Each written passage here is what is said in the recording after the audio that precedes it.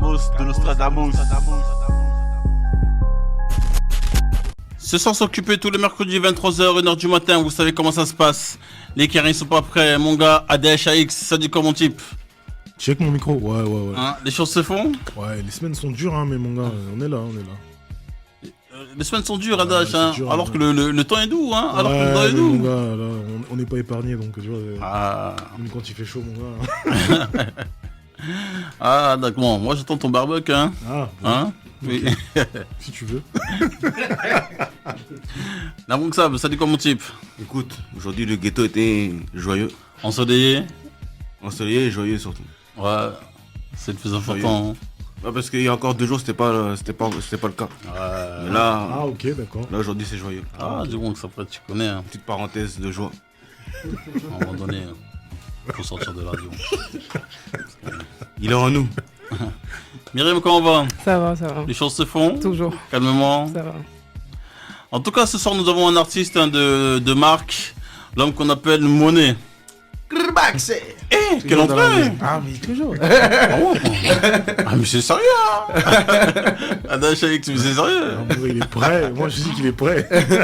Mais Monet, c'est comment? Mais la vérité, on se voit souvent, hein. C'est quoi le boulot, là, Monet? Le but, c'est de se voir le plus souvent possible. C'est ça, c'est le travail, c'est d'avoir le plus de visibilité possible, tu vois. Et du coup, si on se voit souvent, c'est que ça fonctionne, d'accord. Ouais, c'est que c'est bon. Ouais, c'est que c'est bon. C'est que Ok, ça fonctionne. ok.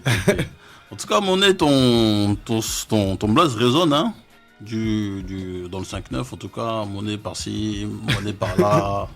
Hein, qu'est-ce qui se passe, Monet, là? Ah ouais, Tu sens un peu, hein, cette énergie ces derniers temps? Je la sens, mais j'ai pas envie de me porter là. Du coup, je parle pas. Je préfère garder ça et puis me servir de cette bonne vibe pour faire encore de meilleures choses, tu vois. Ok. Mais pour les gens qui ne te connaissent pas, Monet, c'est qui? C'est quoi la genèse? Monet, c'est, comme je l'ai dit à ma release et aussi à l'interview du Paradis, c'est que Monet, c'est un mode de vie. C'est juste la joie, l'authenticité, essayer d'être le plus vrai avec les personnes qui nous entourent pour que justement ils font pas forcément les mêmes erreurs qu'on a commises ou qu'on ne veut pas commettre tout simplement. Et puis voilà, mais avant tout, garder le sourire malgré tout. Mais voilà, rester vrai, c'est ça surtout, Monet. Ok. Donc la musique, hein, comment ça a commencé? Clairement, comme j'ai dit, c'était à l'âge de 10 ans. Je faisais du tapage nocturne. Je faisais du boucan, en fait. Quand je voyais les gens que j'appréciais chanter, c'était du James Brown à ce moment-là. Je regardais aussi quelques shows de Michael Jackson, etc. Quand j'étais petit, et puis je voyais qu'il faisait un tapage pas possible. Et je me dis, non, il faut que je fasse ça, moi aussi. Il faut qu'un jour, au moins une fois dans ma vie, j'ai ça. Et puis après, c'est tout, on verra la suite, tu vois. Ok. Mais comment, on va dire, t'as rencontré ton équipe, Anaï Music, le producteur, manager, comment cette rencontre? Dis-moi un peu tout, comment ça s'est rencontré l'équipe? Ouais, l'histoire, elle est assez marrante parce que, en fait, je connaissais les 2 frères d'un des managers déjà depuis tout petit, je faisais du foot avec eux. Et un jour, je me suis réveillé comme ça, j'avais sorti un son qui s'appelle Polopa avec Singa, un autre artiste lillois. Et je l'ai partagé à tout mon Snap. Cependant, j'avais déjà le grand frère des 2 frères que je t'ai dit auparavant. Et je lui ai envoyé. Et je me suis rendormi, tu vois. C'était juste avant de faire une sieste, vraiment. Pour de vrai. Et puis, il m'envoie un message. Il me dit... non, mais c'est ça. Il faut dormir, c'est important. Et puis, il m'envoie un message direct. Il me dit... ouais, est-ce que t'as un plan pour ta musique et tout? J'aime bien ce que t'as fait et tout. T'as un label, etc. À ce moment-là, je venais de me séparer de mon label précédent, qui était Makelele Music. Et puis, Makelele Music. Avec Kito. Ouais, totalement avec les boss Kito. Avec Kito. Ah, je sais pas au courant. Il y tend tous les bons plans. C'était obligé de toute façon. Ok. Donc voilà, et du coup, d'ailleurs, gros big up à lui s'il nous entend. Mais pourquoi t'es parti? Hein? Pourquoi t'es parti? Clairement, j'ai pas envie de rentrer dans les détails. Il faut juste savoir que, moi, je retiens toujours que le positif et que s'il m'avait pas donné la chance, en fait, même là aujourd'hui, je crois que je fais pas l'interview, tu vois. Donc, Tous de quelque part, comme on dit. On a tous commencé à un endroit, exactement. Donc, forcément, moi, j'oublie pas d'où je viens. Juste, il faut pas, voilà, quoi. Je vais pas trop rentrer dans les détails parce que ça regarde que lui et moi, mais voilà. Je retiens que le positif et il faut que tu partes du principe que la chance, c'est lui. Et ensuite, j'ai eu la deuxième chance et la deuxième, elle est un peu plus forte, quoi. C'est tout. Ok. Non, en tout cas, j'étais pas au courant de tout ça. Hein. Il y a plein de trucs que tu n'es pas encore au courant, mais tu verras avec les années. Épines et Roses. Totalement. En tout cas, le EP est sorti. T'as fait un très gros show, hein, complet, au flow. Donc voilà, au bout de 2-3 semaines, hein, t'as pu un peu redescendre. Qu'est-ce que tu retiens de ce ton jour-là show, ouais. Agréablement surpris, super ému. Dès que j'ai fait Shouty, emprisonné, enfin presque tous les sons, il connaissait déjà les paroles, j'étais déboussolé en fait. Carrément, à un moment, j'arrivais plus à chanter correctement, ma voix faisait j'étais super ému et je me suis dit ouais, putain, on vient de là, on a travaillé quoi pour ça, tu vois. Et ça m'a fait super plaisir. Épines et Roses, ADHX. Ah ouais. Qu'est-ce que t'en penses? Moi je te dis, hein, moi en tout cas, Épines et Roses, je l'ai entendu, mais surtout en fait je l'ai senti. Donc Monet, comme il vient de l'expliquer lorsqu'il a fait sa présentation, tu vois, la présentation, lorsque tu lui poses la question, savoir et tout, par quoi en fait il a pris le goût en fait d'écouter la musique. Les deux références en vérité que moi j'entends, en vérité c'est James Brown et Michael Jackson. Donc déjà tu vois qu'au niveau de ses références, en fait il aime les showman. Ah, c'est ça, c'est un gars du show. Hein. C'est un gars du show, hein, parce que les références qu'il donne là en vérité, c'est pas n'importe qui. Tu vois. Et faut pas mentir, tu vois. Au dernier bail, on est parti et tout, il a enlevé la chemise. Donc ça veut dire que dans le show aussi, en fait, il est là.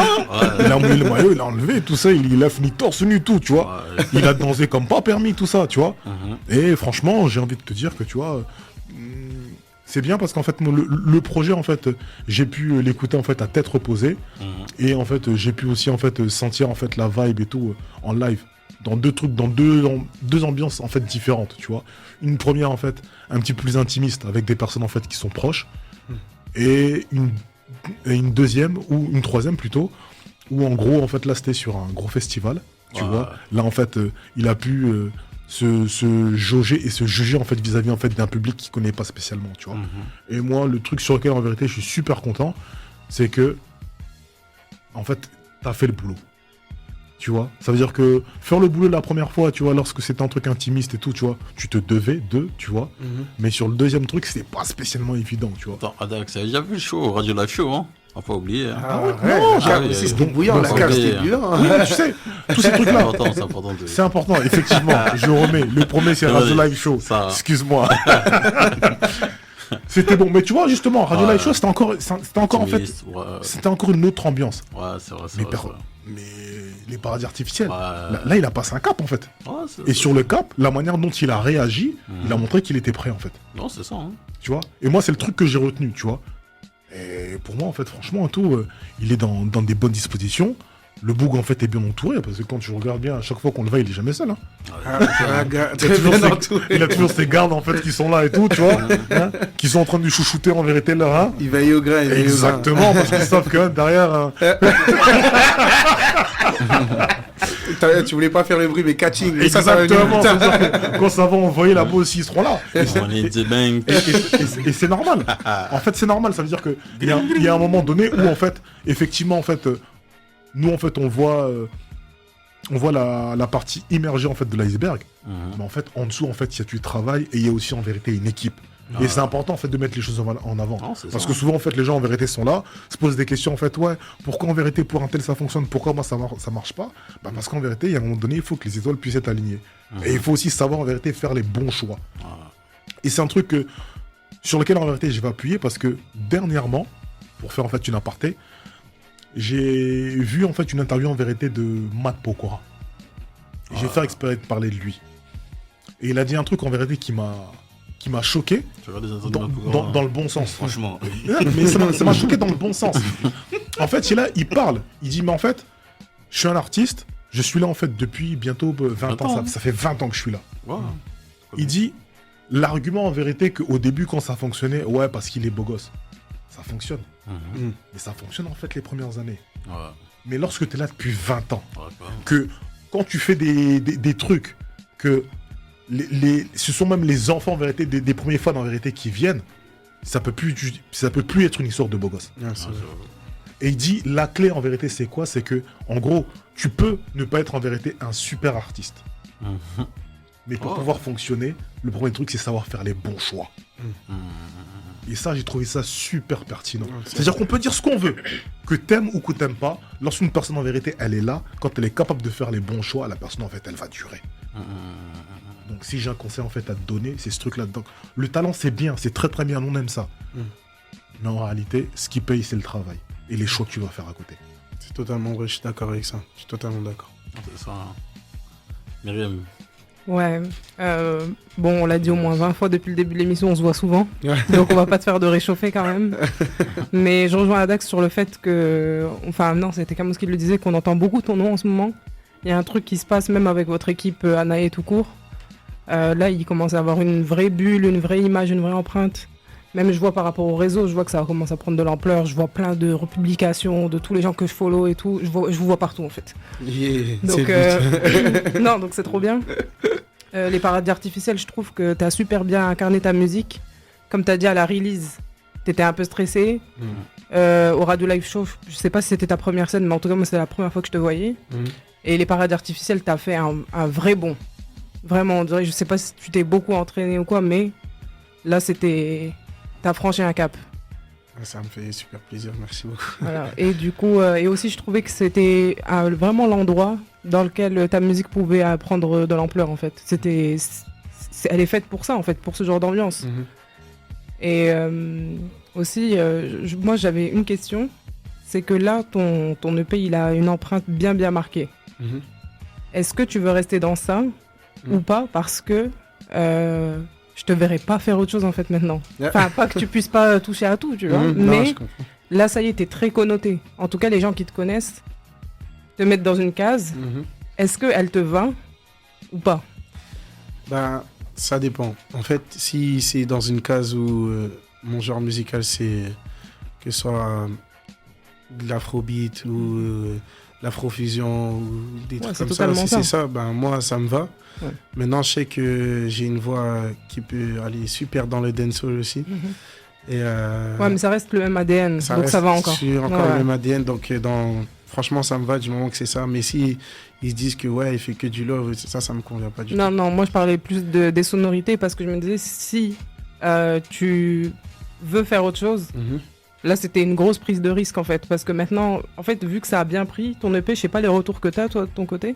Ouais, j'en ai eu des très bons quand Bah, même. voilà. Ça- Et surtout que tu t'affiches sur des grandes scènes, donc ça y est, ça se propage tel quel. Mhm. Donc je me demandais si t'étais en accord avec ça ou pas. Mais si c'est ça, bah bien joué. Hein. J'espère juste que vous allez continuer avec la même énergie parce que là, il y a une ligne droite, Mhm. il faut aller tout droit Ah, non, pas chaud. et pas s'essouffler. Voilà. Moi, tu vas pas faire la trappe ou bien la boom bap.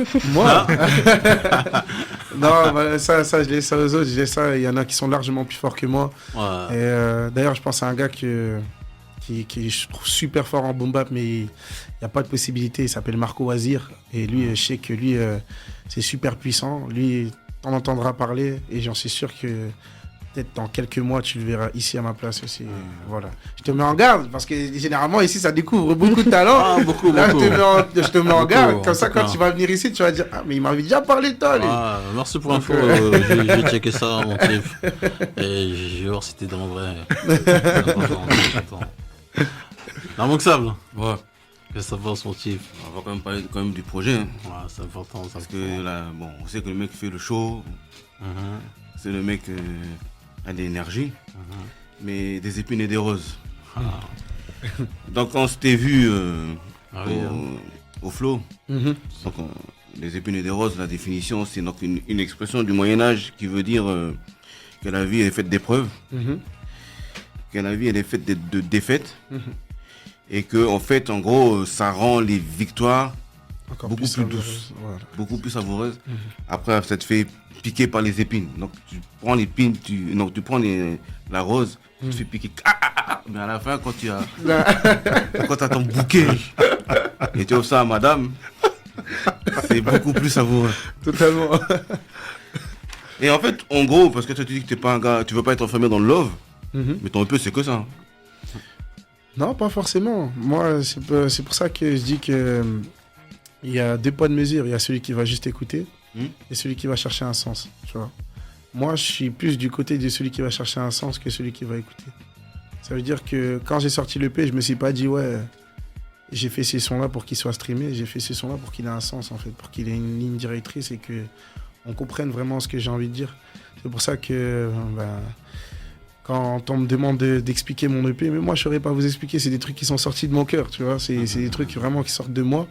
Et en fait, celui qui décide de comment dire ça, de chercher le sens plutôt que de juste écouter, il va tout comprendre de moi. Mais même moi je saurais pas vous expliquer comment je suis en fait, tu vois, c'est ça que je voulais te dire. Mon type, moi j'ai vu le sens. Ah ouais. Bon, je crois, en toute humilité, je crois avoir vu le sens. C'est l'amour. Parce qu'en fait, en gros, c'est quoi? Comme je t'avais un peu expliqué au flow, pour toi, moi je vois comme un gars du ghetto qui se retrouve face au truc à ses premiers love, à ses premières histoires d'amour. Et dans le ghetto, c'est toujours compliqué parce que le contexte est particulier, parce que c'est un endroit où on a peu de droit à des failles. En tout cas, on en a parce que tout le monde en a, mais il faut très peu les montrer.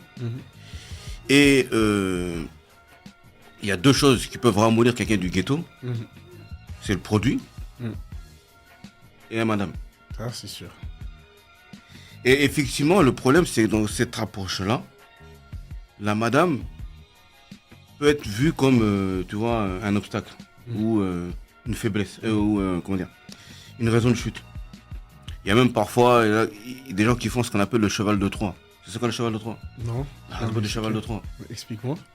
C'est quand la madame sert d'appât. En fait. On t'envoie une madame qui sert d'appât. Ok, je voulais juste être sûr si on avait la même. Donc, c'est pour te dire que c'est vraiment vu comme quelque chose qui peut être problématique. Il y a même qui aime dire que c'est le shaitan. Carrément. Et on le voit dans une de tes premières phrases. Ton amour m'a emprisonné. C'est dans emprisonné d'ailleurs. Ton amour m'a emprisonné. Je ne le dirai jamais, même si je le sais. En gros, tu sais qu'elle t'a piqué, mais tu ne veux pas te l'avouer. Comme quand tu dis dans Comme Over, je n'accepte pas d'être atteint par une gadji, c'est pour ça que je ne la calcule pas. Ouais. Et parfois, ce genre de choses aussi, ça peut aussi te piéger, parce qu'à un moment donné, tu le dis aussi dans le troisième son, en ne voulant pas faire de faute, à un moment donné, c'est là que tu as fini par en faire. Ouais. Par fauter justement, par vouloir absolument ne pas en faire. Donc en gros, c'est ça, en fait, tu vois, les épines et des roses. C'est-à-dire qu'effectivement, ne pas avoir peur de se faire avoir, de tomber, de se faire piéger, parce qu'au final, les gens du ghetto, ça reste quand même des êtres humains. Et la finalité, c'est quand même d'avoir une progéniture. Sinon, sur cette terre, on ne sert à rien. Quoi sert sinon. Ça, c'est sûr. Et jusqu'à preuve du contraire, les progéniteurs, elles se font avec une madame. On n'a pas encore trouvé d'autres façons de faire. Donc c'est ça, tu vois, la difficulté de ce son-là. Dans un premier temps, qu'est-ce que tu penses de... Est-ce que c'est le sens que tu as voulu donner à ce projet, ou c'est un peu plus intimiste en fait? Oui et non. Oui, pourquoi? Parce qu'en fait, tout ce que tu as dit, c'est totalement vrai sur le projet. C'est que généralement, on se dit que faire les mauvais choix de vie, c'est ce qui va causer notre perte. Mais non, ça se peut aussi que ce soit une personne qu'on aime. Et généralement, quand la personne qu'on aime, elle nous fait chuter, on se dit que ouais, c'est nous qui avons fait le mauvais choix. Non, pas du tout. Tu savais pas que tu allais rencontrer cette personne, tu savais pas que tu allais t'atteindre, tu savais pas que, tu vois. Et moi, je voulais expliquer que c'était normal. En fait, c'est une chute comme une autre. Il faut pas dramatiser plus parce qu'en fait, tu t'es dit que tu as choisi quelqu'un. Au contraire, c'est tant mieux. Et d'un côté, non, parce que je voulais dire aussi que... en fait, comment t'expliquer ça? le fait de souffrir, ça va te créer encore d'autres skills en fait que t'as pas là actuellement. Tu vois, ça veut dire que quand la meuf elle va te faire chuter, tellement ce sera dur. En fait, tu vas déclencher des skills de fou malade. Généralement, il y a des gens, ils réussissent, tu t'en rends même pas compte. C'est des meufs qui sont derrière. Il y a des bougs qui sont épanouis, c'est des meufs qui sont derrière, gros. Donc, que ce soit bien ou mauvais, tu vois. Mais ça va te déclencher des skills de malade. Et c'est pas ton pote du ghetto qui va venir et qui va te dire vas-y, lève-toi, va faire ton truc. Tu vas pas l'écouter. C'est pas vrai. Non, faut se dire la vérité. Viens, on va faire un footing. Ouais, t'inquiète, mon gars, plus tard. Maintenant, ta meuf, elle va aller courir. Tu crois que tu vas pas y aller? Non, mais tu vois, c'est pour te dire aussi que, en fait, c'est genre, c'est pas mon truc, le nerf de la guerre. Pour moi, c'est pas les meufs, c'est pas ce qui a fait que moi j'ai chuté en fait. Je dis plutôt que, en fait, d'un côté, c'est vrai qu'ils ont réussi à me faire chuter et qu'ils peuvent me faire chuter, mais grâce à elles aussi, tu peux déclencher des skills que même toi, tu pensais que tu n'allais jamais faire en fait, tu vois. Et donc, ouais, oui et non, tu vois. D'ailleurs, il y a une phrase qui résume un peu le tout, c'est dans ma peste quand tu dis laisse-les croire que ce sont des vrais, ils se sentent plus forts que Will Smith. Quand je dis tu pensais que c'est des vrais, mais en fait non, ils sont plus forts que Will Smith. Ils se sentent plus forts que Will Smith, c'est la phrase que tu dis. Ouais. C'est-à-dire, en gros, Will Smith, on connaît un peu les. Donc, pour résumer, Will Smith, en fait, c'est un acteur du coup. C'est un vrai acteur. C'était un gars dans les années 90, là, il était dans une vraie lancée. Et ce qu'il a ralenti, effectivement, c'est sa madame. En gros. Yada. C'est sa madame qui l'a ralenti au fur et à mesure qu'il a ramoni. Ouais. Et quand tu dis laisse-les faire le show, ils sont plus forts que Will Smith, ça veut dire qu'effectivement, il y a beaucoup de gens qui le terminent un peu Will Smith dans cette histoire-là, qui le pointent du doigt. Mais est-ce que tous ces gens-là qui parlent, qui rigolent, est-ce qu'ils auraient fait mieux que lui finalement? Ou est-ce qu'ils s'en seraient sortis mieux que lui? Ben, quand je disais ça, c'était plus dans le sens où il y a beaucoup d'acteurs en fait, beaucoup de gens qui font semblant, tu vois. Par exemple, moi, quand tu disais tout à l'heure, Camos, je suis bien entouré. Je suis bien entouré, pourquoi? Parce que quand je te l'ai dit en off, tu vois, une fois, mais là, je te le redis du coup à la radio, quand je fais un truc éclaté, genre vraiment nul, hein, faut voir. Il faut être là pour entendre. Je crois même carrément ceux qui débutent, ils arrachent leur tête. Ils peuvent pas respirer, tu vois. Et moi, j'ai remarqué que c'est quand je suffoque que je deviens encore plus fort, tu vois. Okay. Et moi, j'ai pas besoin d'acteurs autour de moi. J'ai besoin que des gens qui me disent ça c'était bien, ça c'était nul. Même si tu m'expliques pas le pourquoi du comment, au moins je sais que si tu me dis que c'était claqué, c'est parce que vraiment il y a un truc qui cloche, tu vois. Et donc, dans ceux qui rigolent, en fait, ils vont rigoler au début, et dès que ça devient sérieux, ils vont se dire ouais, non, c'est bien ce que tu fais, force, etc. Moi, j'ai pas besoin de ces remarques-là, tu vois. Même si ça me fait super plaisir, ça flatte ton ego, t'as envie de travailler plus, ça te motive, non. Ce qui va te motiver encore plus, c'est la personne que tu sais que si elle dit c'est bien, c'est bien. Mais si c'est nul, c'est nul. Et eux, là, en fait, ils vont te pousser à un autre stade que même toi, tu vas pas t'en rendre compte, tu vois. Et Will Smith, même si sa femme, c'était, on peut le dire, assez space pour éviter de mettre des gens à dos, tu vois. Au moins, il sait que si sa meuf, elle lui a dit t'as été nul dans ce film, je sais que c'était nul dans ce film, tu vois. Ok. Et du coup, voilà, il est devenu fort grâce à ça pour moi, je pense, hein, en tout cas. Bon, au final, le EP, il finit par quand même merci pour les épines et les roses. Totalement. C'est-à-dire que tu sens que tu es quand même ressorti plus fort. Totalement, clairement. Après, je voulais te parler d'un autre truc qui n'a rien à voir avec le projet. C'est que pour moi, tu fais partie d'une nouvelle vague, d'une nouvelle génération sur l'île qui appréhende le game d'une autre manière. Dans ma tête, déjà vous sentez que vous faites un travail. Même si vous ne mangez pas forcément de ça, vous sentez déjà que vous faites un taf, vous faites un boulot qui demande un investissement. Ensuite, la manière dont avec ton équipe, vous maîtrisez les choses du début à la fin, au niveau de l'image, la manière de rentrer en scène, la mise en scène que tu as fait par exemple pour Flo avec les modèles qui rentraient sur scène, la manière dont c'était travaillé, la manière dont c'était... parce qu'on a vu un peu les coulisses en plus. Hein. Donc rien n'était laissé au hasard. Non, pas du tout. Et il y en a d'autres comme des The Yes et... Gotham, Ricardo. Gotham, STO, tous ces gens-là. Tu sens que c'est des gens qui sont beaucoup plus investis. Parce que nous, ça fait un petit moment qu'on regarde un peu le game dans la région. C'était pas le cas. Déjà, on leur a expliqué qu'il faut faire des balances avant de venir faire ne serait-ce qu'une première partie. Parce que la première partie, c'est une rampe de lancement, c'était difficile de leur faire comprendre. Mhm. Et là, on a une nouvelle génération sur l'île qui comprend cela et qui met tout sur l'image, qui met tout sur la direction artistique, qui met tout sur... qui savent qu'ils doivent se sentir investis. Et je tenais à dire que cette nouvelle vague-là, elle fait quand même un peu plaisir. Ben, franchement, on essaye parce qu'on a envie de se professionnaliser vite. Maintenant, avant, c'était de la street, pour la street et fait que pour la street, tu vois.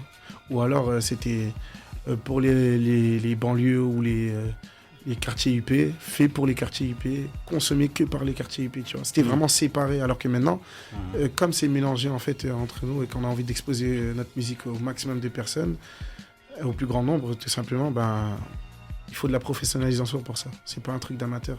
Et justement, on a tous des idoles qui sont super hauts à l'heure actuelle où on se parle. Et on les regarde et on se dit, bah, comment ils ont fait ? Bah, ils ont fait ça. Et bah, du coup, on essaie de suivre leur exemple, on marche dans les pas des plus grands, quoi, c'est ça. Ouais, en tout cas, c'est fort, parce que quand tu vois la connexion que tu as avec le public, la manière dont tu parles avec eux, dont tu échanges avec eux, etc. et tout. Alors que je me souviens une fois, il y avait un artiste qu'on avait vu dans une première partie, qui était fâché parce que le public était pas chaud. J'ai regardé, j'ai dit, mais est-ce que tu sais ce que c'est qu'une première partie ? C'est dur, hein. Mais surtout, c'est ton boulot de chauffer le public. Ah ouais, mais c'est dur. C'est pour ça que tu es là, parce que le public est froid. Tu dois le chauffer pour l'artiste. Tu vois, donc on a affaire à des artistes comme ça qui n'avaient rien compris du concept, à des gens comme toi qui savent qu'ils sont là pour faire un show et communiquer avec le public. Donc effectivement, force quoi, pour ça. Merci beaucoup. Merci. Le prochain clip, c'est pour quand là ? C'est important, hein, parce que là, t'as sorti ton EP, tout ça, t'as sorti ton clip. Le prochain, parce que là, ça y est, là, c'est l'été, là, mon type, hein. Faut envoyer. Hein. Clairement, je sais pas du tout. Je te dis la vérité. Parce que là, en fait, il y a encore 2-3 petits trucs à régler pour pouvoir les lancer, les clips. On en a déjà un qui est déjà terminé, qui est mappé ça. Mais là, on est en train de préparer celui de Mashup D-Place. Moi, toi, tu sais la date. Juillet, ça. Bon, bah, c'est pour juillet dans ces cas-là. Juillet, c'est parfait. Faut savoir que moi, tout ce qui est sortie de clip, tout ce qui est trucs comme ça, je me sors ça de la tête parce que je me dis que c'est un stress en plus. Déjà que, genre, maintenant, c'est mine politique où je dois livrer 3 sons par mois, 3 à 4 sons par mois, tu vois. Donc, je préfère me concentrer, me focus. Et je me dis, je fais le boulot, je fais mon taf. Après, je regarde pour ce qui est directeur artistique, clip, etc. Je donnerai mon avis, mais tant que mon boulot il est pas fait, ben, c'est tout. Moi, je me concentre pas sur ça. En fait, 3 titres comment ? 3 titres que tu fais ou bien 3 titres que tu sors ? Surprise. J'ai déjà dit trop, là. J'ai reçu un regard fulgurant sur le côté. Mais en tout cas, Fame, pour moi, c'est un son qu'il faut vraiment mettre en avant. Hein. Franchement, ça mérite un bon clip. Hein. C'est vrai ? Ah ouais, Fame.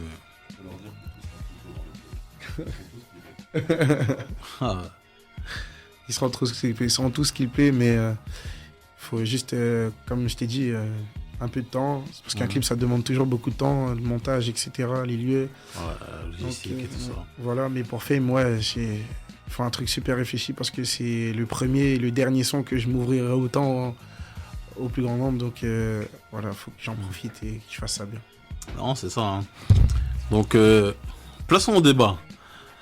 Monet, faut-il être reconnaissant,